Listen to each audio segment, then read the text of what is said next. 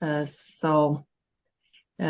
evening, everyone. My name is Biljana Jovanović. For those who don't know me, I'm IGA chair and also Gaucher patient from Serbia. Before we start, please use interpretation button because this webinar will be interpreted to four languages: Spanish, Italian, French, and German. Welcome again to the LEAP-2 mono trial for type 3 Gaucher disease, building on scientific foundations, phase 2 trial results and study design. We are very glad to have Dr. Pramod Mistry today to give 40 minutes presentation. Thank you so much for this. And then we will have a Q&A session. So please, if you have any questions, use Q&A button and box and answer your question. Give your questions. All questions will be answered, but please note that we cannot repeat or answer any questions containing sensitive information or patient-specific information. Our speaker today, as I said, is Pramod Mistry. He graduated MD, PhD from the University of London and rose through the ranks to become an honorary consultant and senior lecturer in medicine and founding director of the Royal Free Hospital, SPRA Regional Center for Gaucher disease. For the past 30 years, Dr. Mistry has been dedicated to advancing the care of Gaucher disease patients through cutting-edge research. He has helped build centers for Gaucher disease worldwide and is the chairman of Project Hope humanitarian program for Gaucher disease and the International Gaucher Disease Registry, ICGG. His lab has made sustained contributions toward discovering biomarkers, understanding mechanisms of Gaucher disease, and the genetic underpinning of highly variable patterns of type 3 Gaucher disease. He sees Gaucher disease patients in 3 locations in New York and Connecticut. Dr. Pramod Mistry, thank you again, and you can start. Biljana, thank you so much for your kind introduction. And I want to thank you and Tanya and the entire International Gaucher Alliance team for their powerful advocacy and all that you do on behalf of the Gaucher community. I'm going to be talking, as Biljana mentioned, on type 3 Gaucher disease and a very exciting new clinical trial that has taken many years to get to this point. And so whenever we test a drug in a patient, it has to stand on the shoulders of scientific foundations, safety as we know it, as well as an earlier trial called the phase 2 trial, where everyone who is studied takes the medicine. So there is no double-blind period. And I'm going to be describing all of that today before I describe the design of the LEAP-2 mono trial. And so these are my disclosures. I do receive a research grant from Sanofi, and I'm a principal investigator in LEAP-2 mono trial. I'm a professor of medicine at Yale School of Medicine in Connecticut. So the members of our Gaucher community who are with us today don't need any introduction to Gaucher disease. We know that it is due to deficiency of this enzyme that leads to the buildup of a lipid called glucosylceramide, this lipid that builds up in the lysosomes of cells, shown here. And when we look at a bone marrow or a liver biopsy under the microscope, these are the Gaucher cells we see. These are macrophages that are engorged with lysosomes that contain this lipid. And so the defect in this enzyme activity leads to the buildup of this lipid. However, this lipid is very important. It's much like cholesterol in the body. So there is a way to make that lipid, starting with the building blocks, glucose and ceramide, which is a special kind of lipid, via another enzyme called glucosylceramide synthase to make glucosylceramide. And that in turn acts as a building block for more complex glycolipids, glycosphingolipids that have glucose, and this lipid called ceramide, which is an unusual lipid of a fatty acyl chain, and another lipid called sphingosine. You all know the manifestations of Gaucher disease. Many families joining today have been living with it, and so you don't need any introduction to it. So these are the manifestations of type 1 Gaucher disease.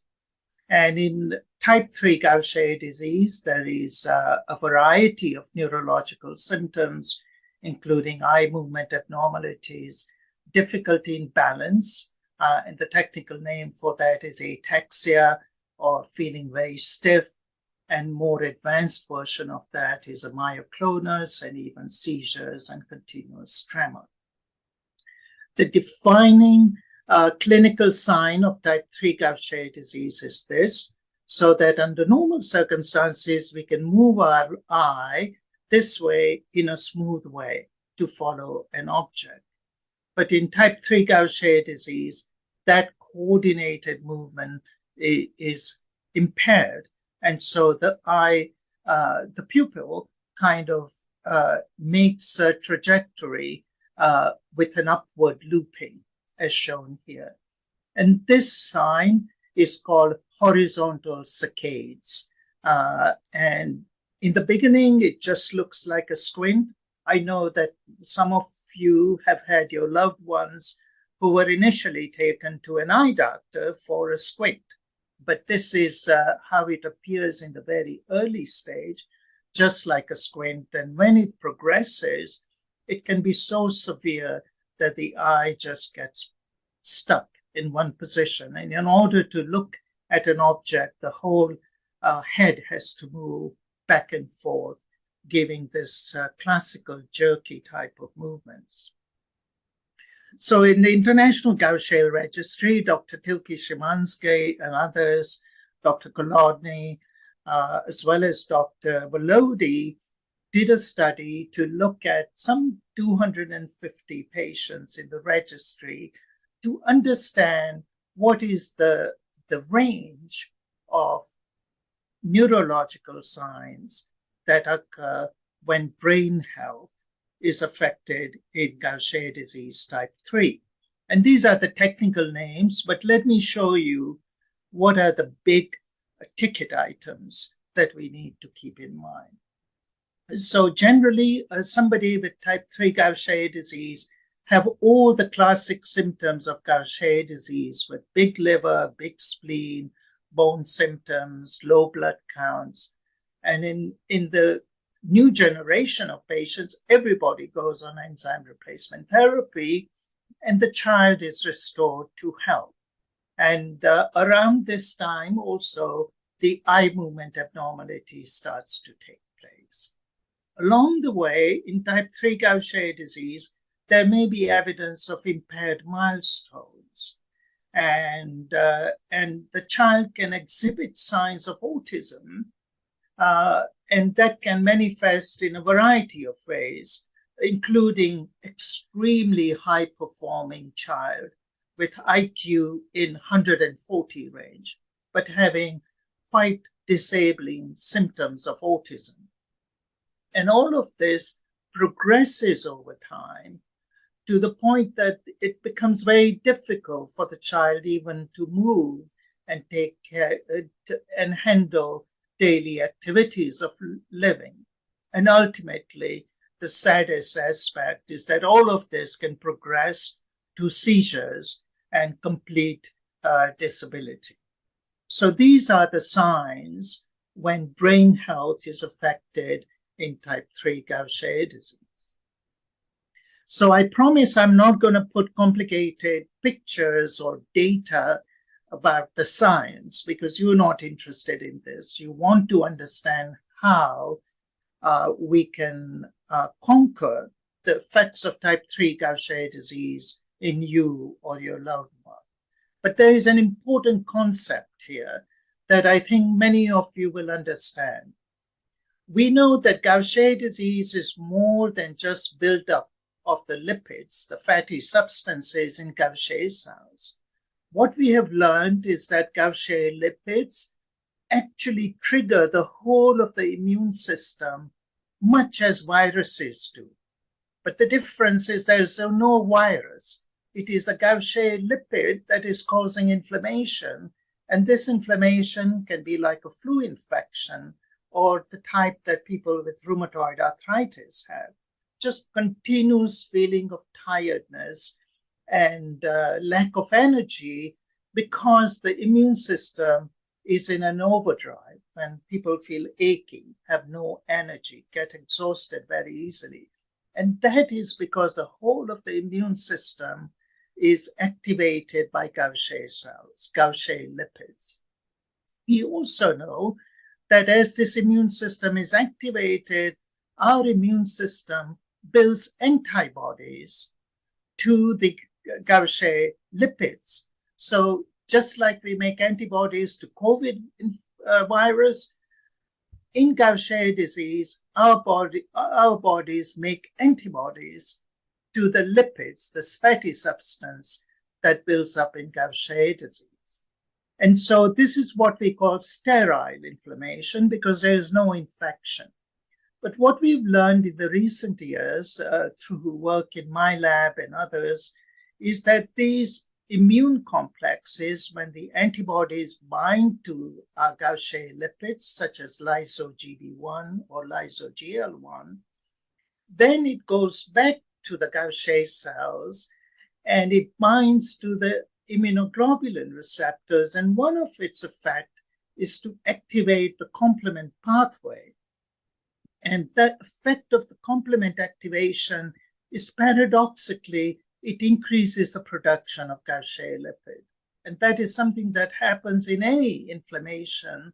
So we've got this terrible feed-forward situation. On the one hand, there is a defect in a breakdown of Gaucher lipids.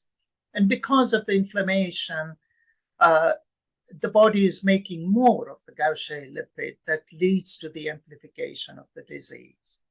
And so when to treat enzyme deficiency, we give enzyme infusions, and GCS, this enzyme that increases the production of Gaucher lipid, is the target of substrate reduction therapy.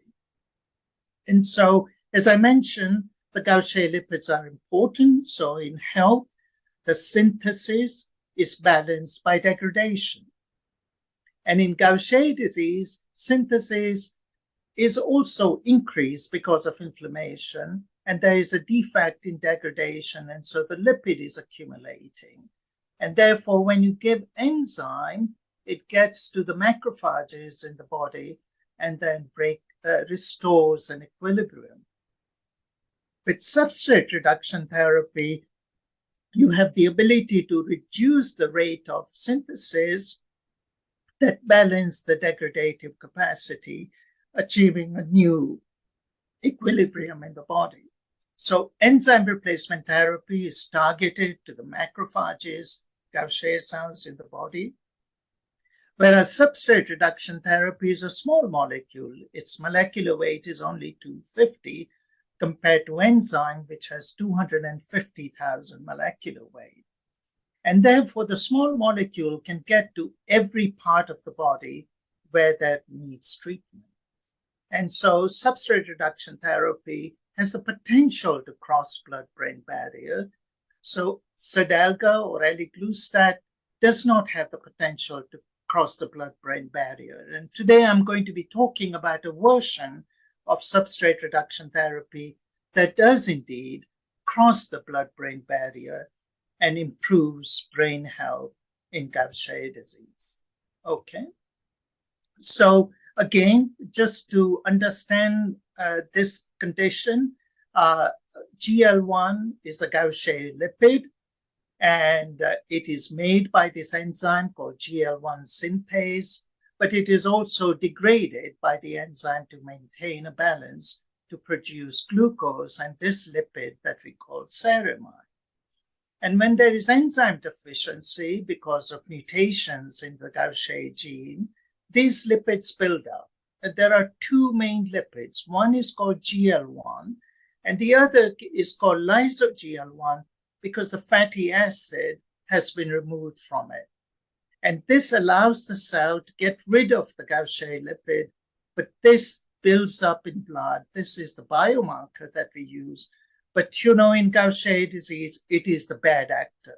This is the one that causes damage to cells. And this is what underlies all of the bad things that happen in Gaucher disease.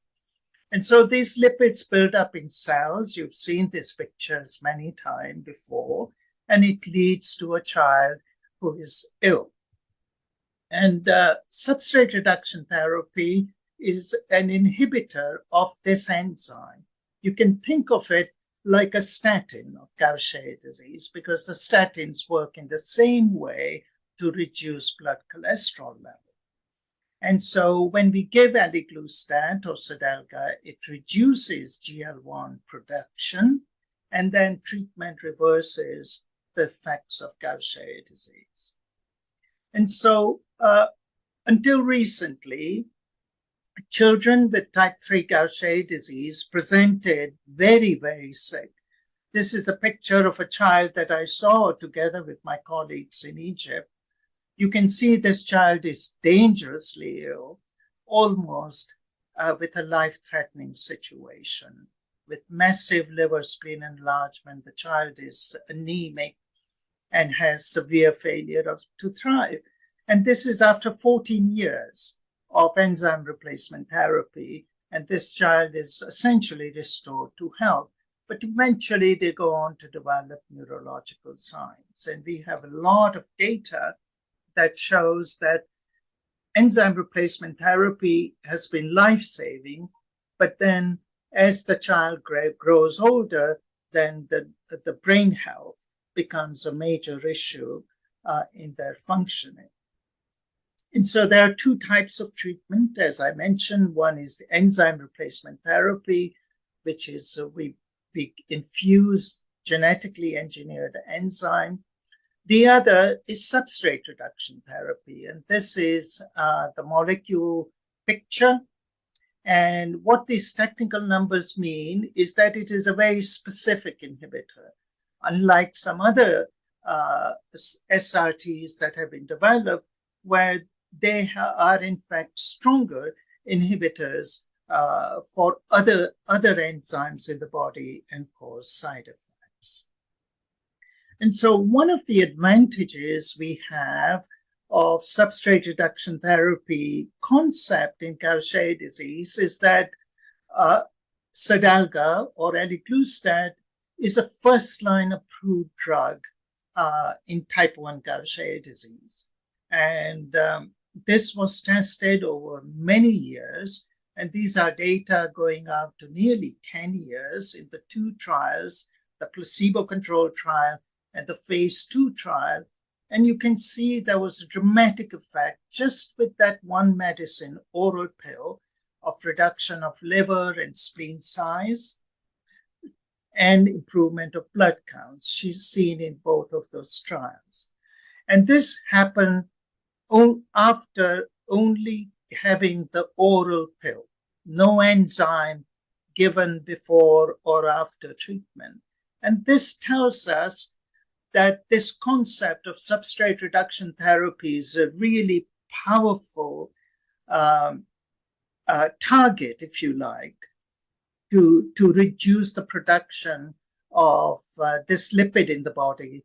And this is something that is well tolerated because we have data in many hundreds of patients over the last 20, almost 18 years. Now, I tell my students when I go to the clinic that you see so many miracles of modern medicine in Gaucher disease, but there's a very sobering statistics, because all of those miracles are in the European-centric view of Gaucher disease that usually includes one variant called the N370S, a founder mutation, which arose in Eastern Europe. What we've learned, in fact, there are many times more, maybe as many as 10 or 20 times more patients with type 3 Gaucher disease in the rest of the world. And we really must find a way to restore this large number of patients to health. And this is where the International Gaucher Alliance has been the most powerful advocates and champions for this underserved community, part of our Gaucher community around the world. So what are the steps to develop a new treatment for Gaucher disease? I showed you that the enzyme works really well, but these children have major issues with their brain health. When we develop a treatment, it is not just testing out the medicine in 5 or 10 patients and then we get excited with the results. There's a very systematic approach, because that is the way we develop a drug that can truly transform lives of patients in our community who are affected by type 3 Gaucher disease. So first, and I'm going to describe all of these steps in a moment. First, we need to understand the science or the mechanism about how Gaucher lipids damage the brain. And we use mouse models of Gaucher disease type 3 in order to understand that. Second, we need a medicine that reaches the brain. So studies should show that the medicine is actually getting into the brain. And we need a medicine that is effective in other types of Gaucher disease. And that's where I mentioned that Sadelga and Venglustat has really surprised everybody about how potent it is in reversing the effects of Gaucher disease type 1. Fourth, we need to understand the effect of medicine in a Gaucher mouse, okay? And then fifth, we have to understand that that medicine is safe, because that is first and foremost. We must develop a medicine that is safe to give to people. And sometimes we can have evidence of safety of the drug when it has been previously used in other types of diseases, and I will describe that to you as well. And then sixth, a phase 2 trial that I mentioned earlier, giving the medicine in an unblinded fashion to about a dozen or 24 people with type 3 Gaucher disease. And that was done, and it was called LEAP study.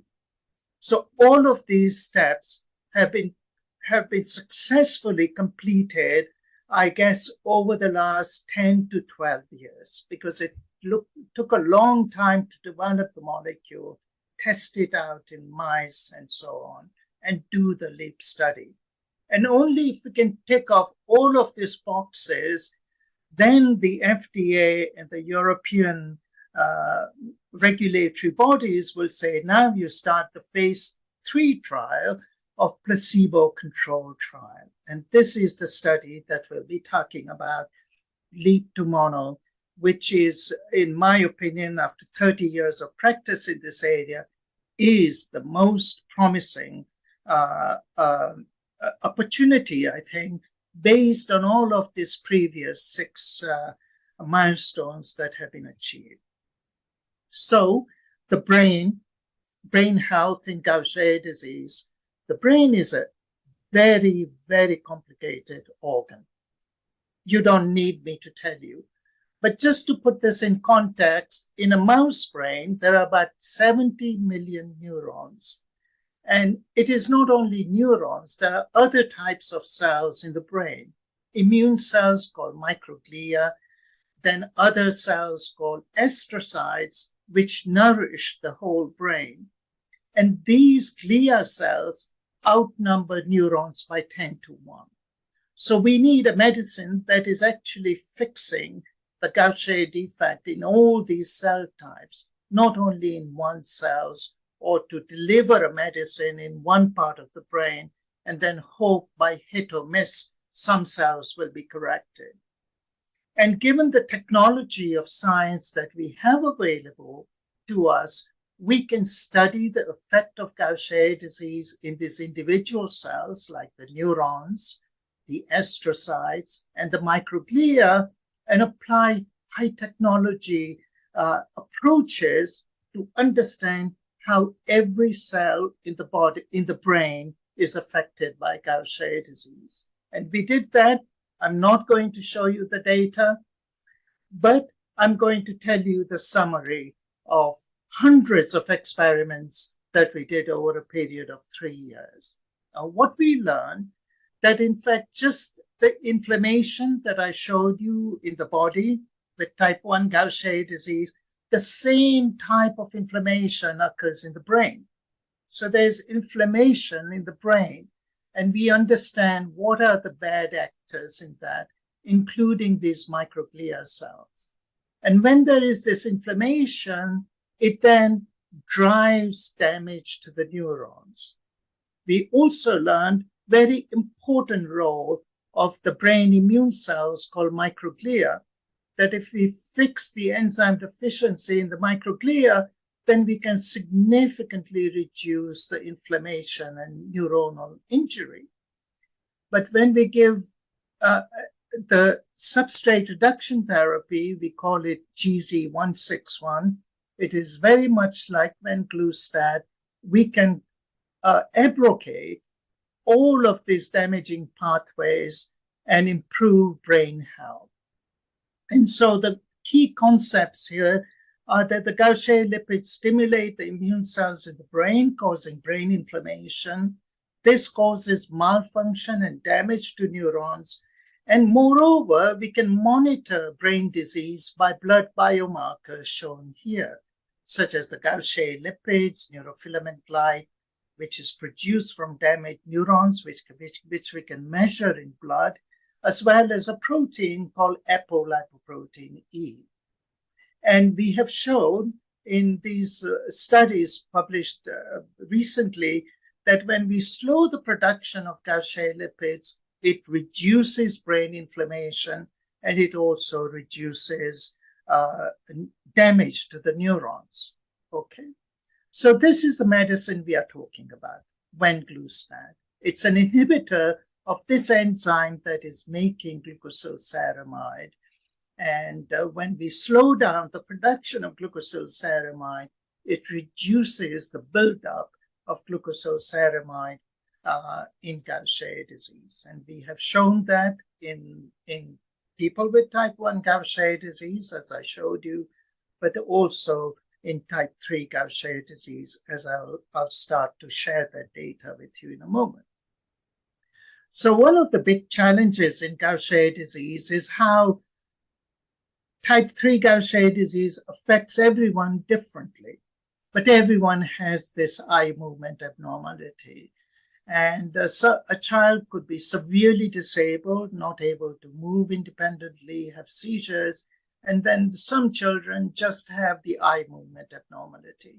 So hopefully we are now coming to a time when no child is going to become disabled with neurological disease. That certainly is the goal of our Gaucher community. So here are the mouse data, and I promise you this will be the last mouse data that I'll show you. So this is a model of type 3 Gaucher disease, and you can see that these mice die very early. But when you give the Venglustat type of medicine that we call GD3 these mice live in a normal way. Moreover, if you measure in blood this biomarker called neurofilament light, then it shows that you can track how badly the brain is damaged. And so this type of studies have yielded a very important biomarker. We've also learned that the Gaucher lipid, glucosylsphingosine, tracks very nicely with what is happening with regard to brain health. And moreover, inflammation in the brain goes down when we treat the mice with the Venglustat type of inhibitor called GD3 So now I come to phase 2 clinical trial, and that was called LEAP. Okay. So what we did in the LEAP study was this. We took adult patients with type 3 Gaucher disease. They were aged 18 or more, and 11 patients were recruited. They had all been stable on enzyme replacement therapy every 2 weeks, and that was continued. But we added Venglustat. We now just have a pill. It is not even a capsule, okay? And so at baseline, a number of objectives were pursued. First and foremost, always is safety and tolerability. And then we want to see that the medicine is actually getting to the brain and starting to show effects that we want it to. But then you also want to show how long does the medicine stay in blood, and whether there are some early indications that the medicine is actually working and helping these individuals. By the way, most of these individuals had severe type 3 Gaucher disease. So many had difficulty in ability to independently walk about and take care of themselves and so on. So these were very sick, sadly, individuals with type 3 Gaucher disease. So the first thing we found is that when we measured the blood samples after our patients took the medicine in the blood and also in the fluid bathing the brain called CSF, and that sample is obtained by a spinal tap. What we found is that not only does the medicine appear in blood, but it also appears in the brain. This is very important to show if we want a medicine that is going to improve brain health. Okay. Then what we found is that we measured when the patients were treated for a year, we wanted to measure whether the Gaucher lipids, we call them GL1, glucosylceramide, or lyso-GL1, glucosylsphingosine, it dropped in the CSF in 10 out of 11 patients. Also, there was a further decrease in blood in 10 out of 11 patients. This is very important finding because you would think if people have been on enzyme treatment for 10, 20 years, there's nothing more to improve. But there was, in fact, a greater improvement in these biomarkers of Gaucher disease. Then we did this test called SARA score. That is a way to capture in a numerical way how severe the disability in posture control and coordination is. And this is a scale that is widely used in medicine to understand the impact of disease and treatments. And so lower scores shows improvement. So here is this patient who had a score of 3, at 6 months fell to 1, and at 12 months, this person was able to walk completely normally, and you didn't see any abnormality. So this same kind of trends were seen in most of the patients, as you can see. Here is a dramatic improvement from 3.5 and 0 and 0 here as well. Okay, so this is the kind of phase 2 data that can be very encouraging for us to move forward with a medicine to test in a phase 3 trial. This is the trail making test. This is a very simple test. Everybody knows about it, but it actually captures some very refined neuronal pathways in the brain to see the integrity of the brain. And so a low score indicates an improvement. And so, for example, here is a patient who took 73 seconds to complete the trail making test, and it fell to 6. So there are quite a number of patients in whom the trail making test improved. Okay. And so we also in this study did MRI to look at neuronal connections. It's a way that we can look at connectivity between different parts of the brain.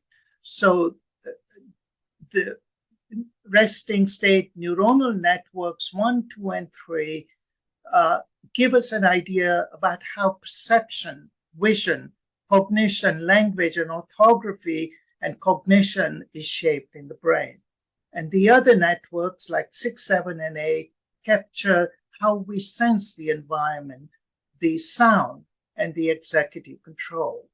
And what we found was there is increased functional connectivity, which was most prominent within the sensory, motor, and the cerebellar networks, which are primarily disrupted in Gaucher disease.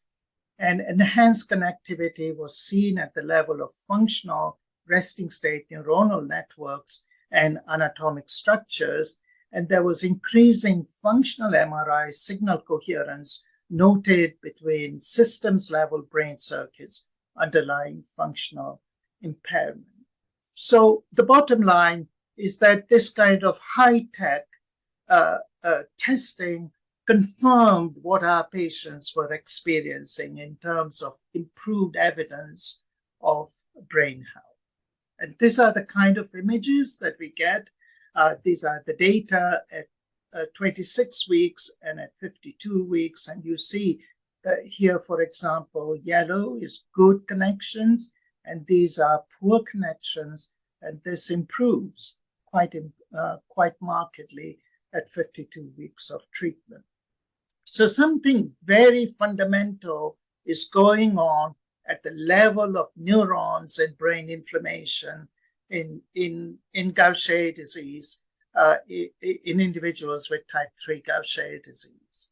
And so I think first and foremost is safety. And normally in our academic meetings, we don't present the data, we present safety first.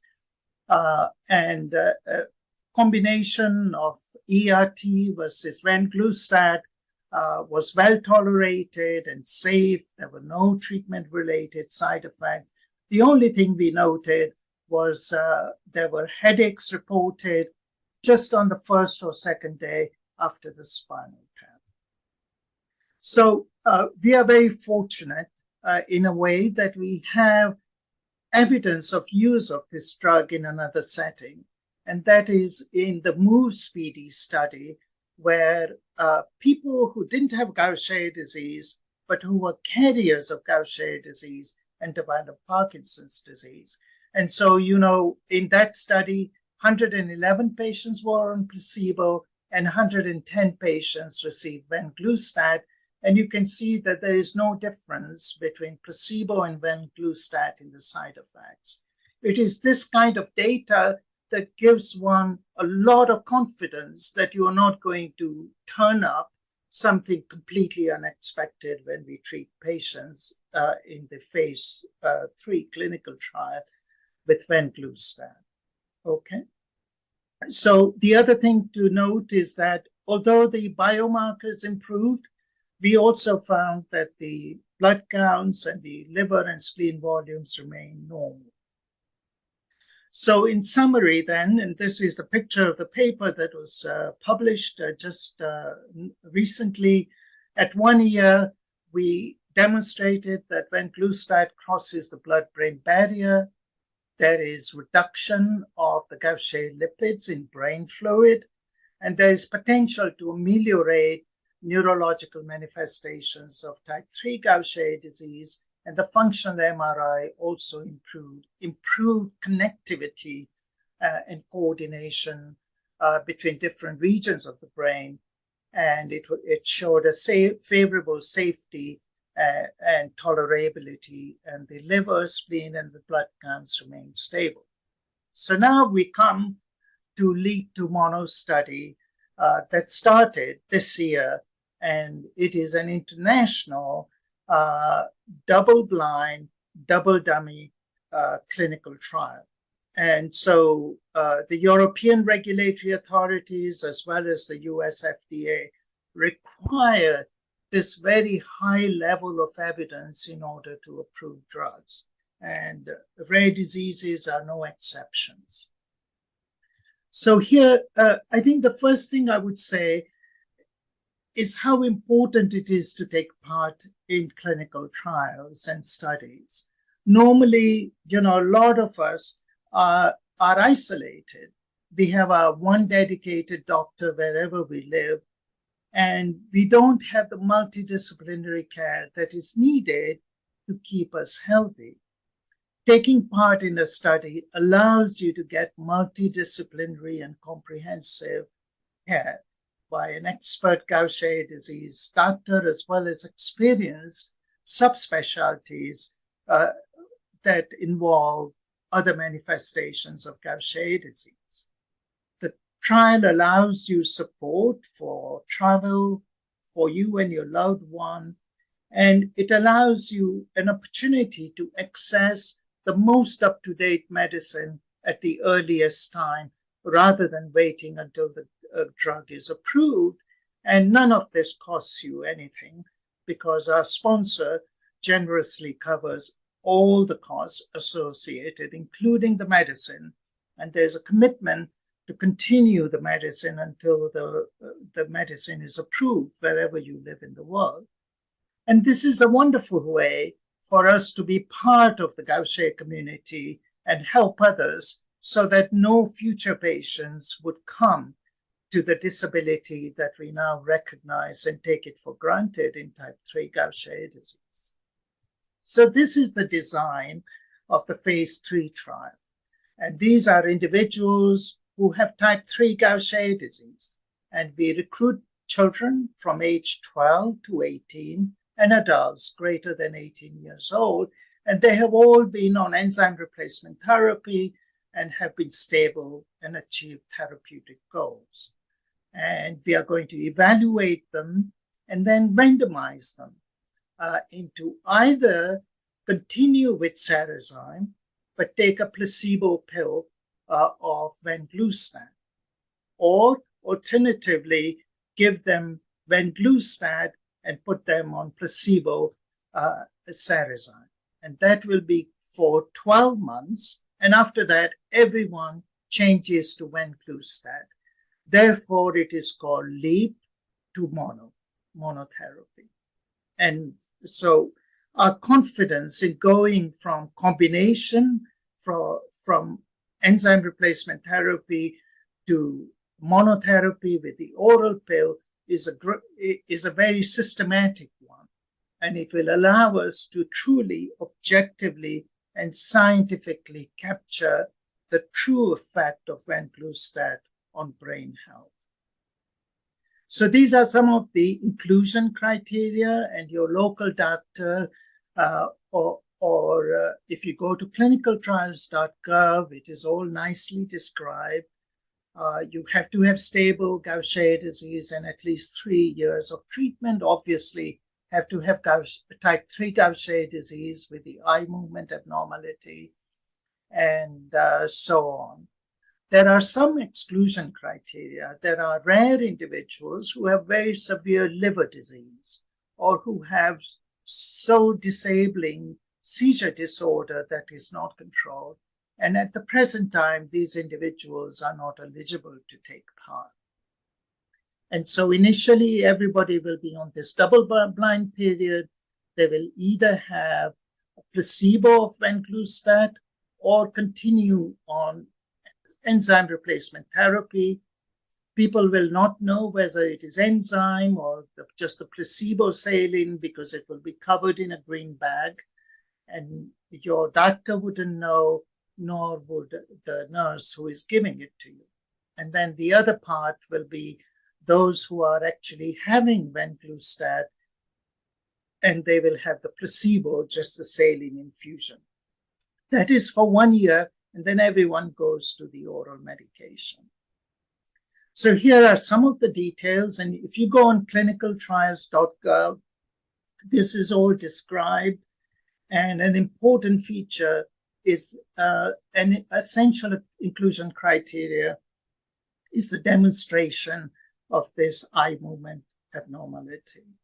Okay, so here are the primary objectives or the primary endpoints, because we are now in an era where it is not enough to say that the medicine is just improving your platelet counts by 20,000.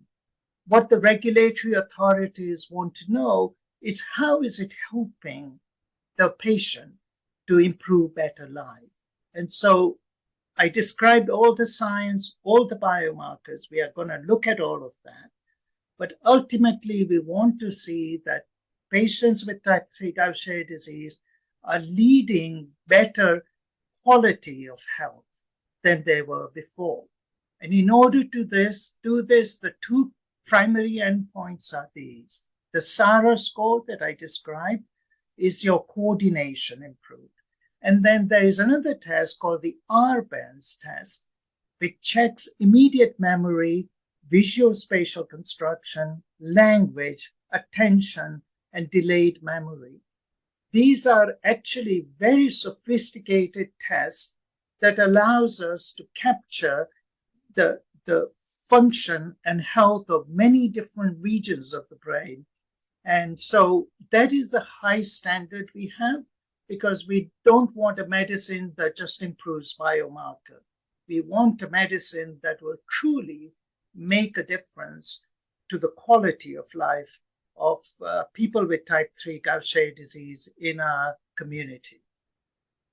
These are some of the secondary objectives, and many of the scientific biomarkers and so on are included here. Of course, side effects will be captured very rigorously, and we see these individuals every 2 weeks or so. And these are some of the biomarkers. The neurofilament light chain that I mentioned will be checked in blood, as well as the biomarkers, and additional new biomarkers that are emerging will also be measured to try and get a handle on the health status of brain health in type 3 Gaucher disease.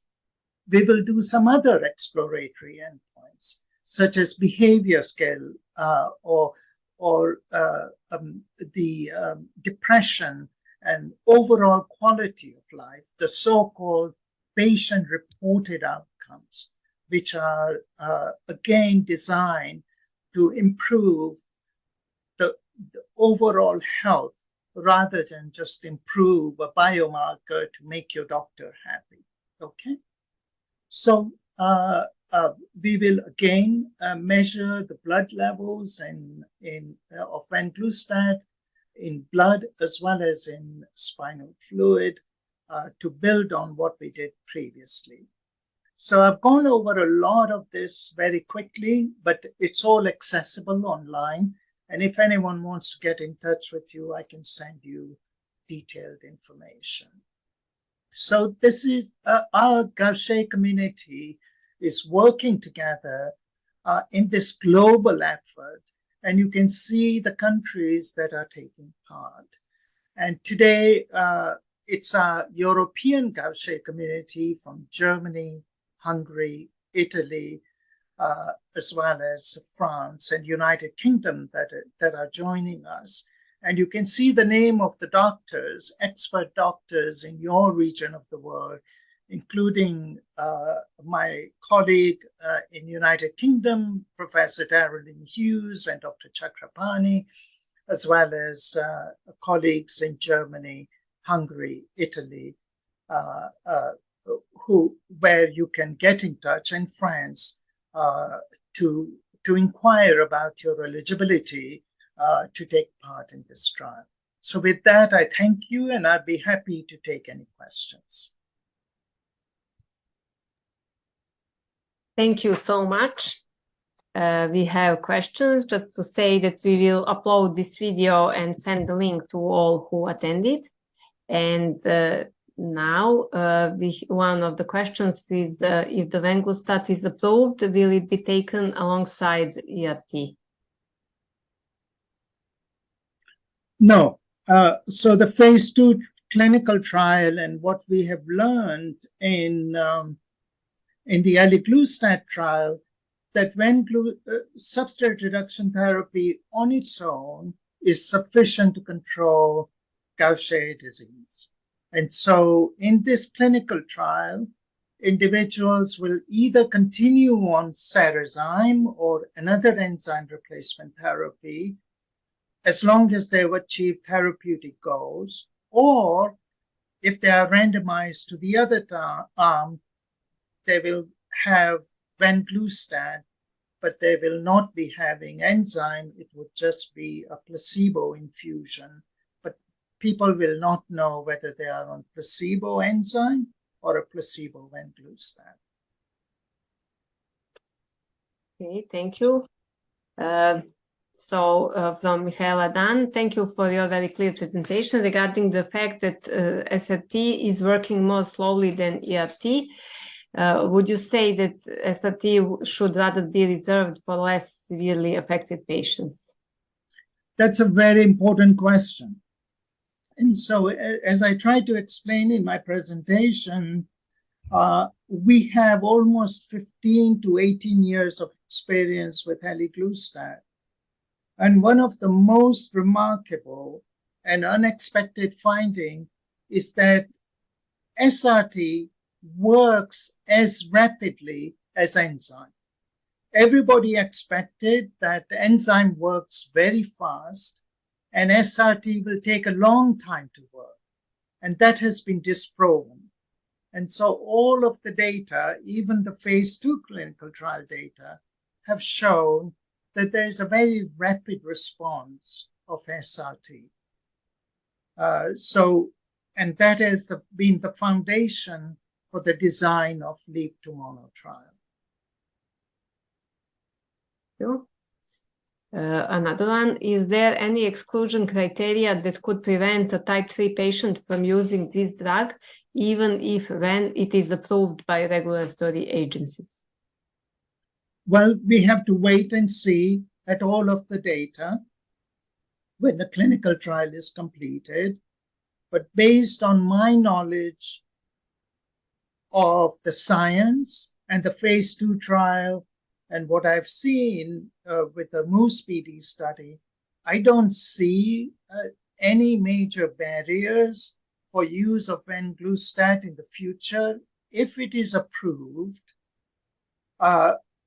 in any type of type 3 Gaucher disease. There would not. So I mentioned, for example, that one of the exclusion criteria is the rare individuals who have very severe liver disease.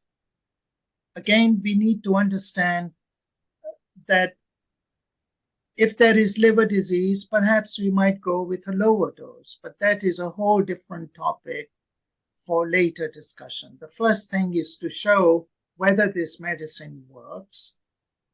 And I think it will, if it is approved, if the data really come out as we expect it to, then we would expect that we will be looking at what are the contraindications to it, or to its use, if any.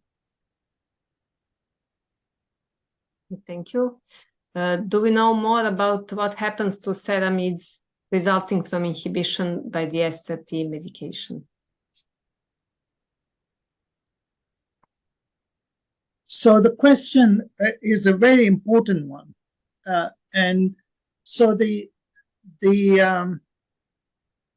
concept, just so that everyone understands what this questionnaire is asking, if you inhibit the production of glucosylceramide from ceramide and glucose, does that mean that ceramide is going to accumulate?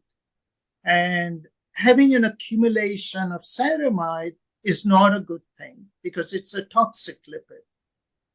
And this was examined in very great detail in all of the Venglustat trials.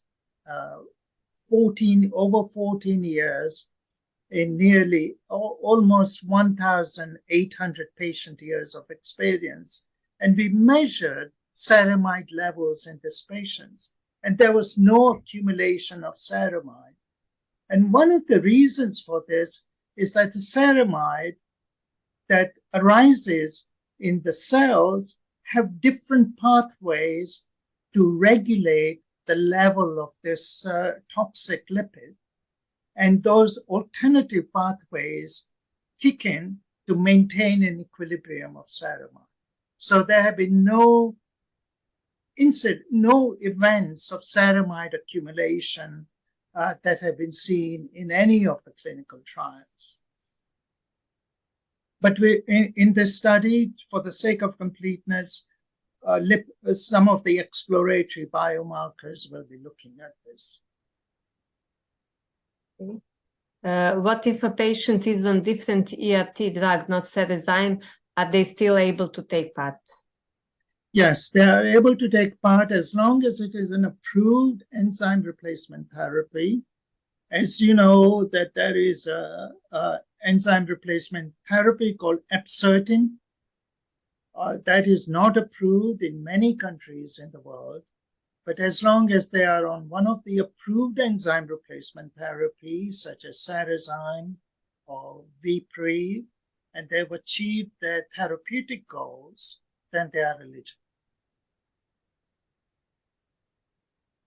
Thank you. So one from patient from the study, he is disappointed about how long it took to get to this point. So how long will it take to get the admission? Yeah. So I think if the question is that it has taken such a long time, and you are right. I think I feel personally bad about it. I shared with you that there are many times more type 3 Gaucher disease patients in the world than type 1. And I think in many ways, I think sadly, type 3 Gaucher patients have been left behind, but no more. You know, there are many different exciting approaches, and I envision a future for people with type 3 Gaucher disease that will be a healthy future. People who will be able to do everything that anyone else aspires to. So that, I think you are right. You are absolutely right to challenge me on that. Why did it take so long? And I think it is very sad that we did not, as a Gaucher community, focus on this work, and in large measure, through the pioneering advocacy of International Gaucher Alliance, I think it has prompted, because you need big pharma to support this kind of effort. And it was International Gaucher Alliance and patients like you, the questionnaire, who has really prompted the pharmaceutical sponsors to really take on this challenge.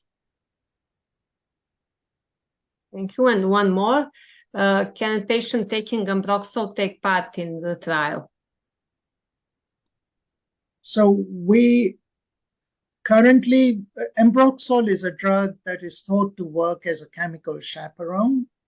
And if somebody is taking Ambroxol, the requirement is that they come off any kind of chemical chaperones for at least 6 months before they take part. Okay. Thank you. So thank you so much for all your work and for this presentation, for your patience to answer the questions. I would like to thank you to all who participated, who attended this webinar. Once again, it is recorded and will be uploaded to our YouTube channel, and the link will be sent to all attendees. Also, we will send a short questionnaire, and I would like all of you to answer the questionnaire when you get it. Biljana, one last. I think that there was a question about when will the trial start, and answer to that, it's already in progress. So I showed you the names of the sites that are approved, and you should get in touch with one of your nearest site to inquire about being evaluated. And another question, I'm sorry, Biljana, I hope I'm not. I didn't. Yeah. Another question was how often Venglustat is taken. It's taken once a day, and children have half a dose and adults have, I think, 14 milligrams per day. And yeah, and there was another important question. Is SRT selective on glucosylceramide synthase, and could it inhibit other enzyme? And the answer to that, it is highly selective. It is not inhibiting other enzymes. That's all. Thank you. Thank you once again. Goodbye, everyone. See you